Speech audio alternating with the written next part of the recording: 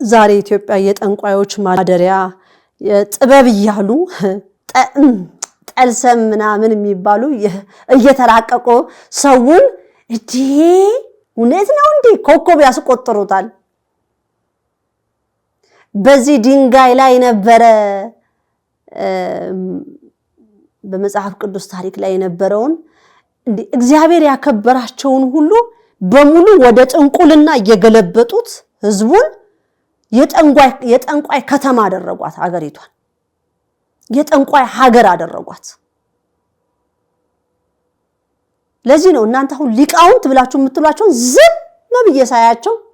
ያስቀኛል ጭንቅላታቸው ምንድነው ስለ ኮኮብ ቆጠራ የሚነገረን ሳይንሱንና ጥንቁልናውን አንድ ያደረጉ በቃ ከሌ ሲያስተምር ከሌማ ከሌ አረብናት ከሌ የምትለውን ተጠንቀቀ ተመልከተው ይዞ ጉድጓድ እየገባ ነው ጥንቁልና ነው ያስተማሯቸው ያሉት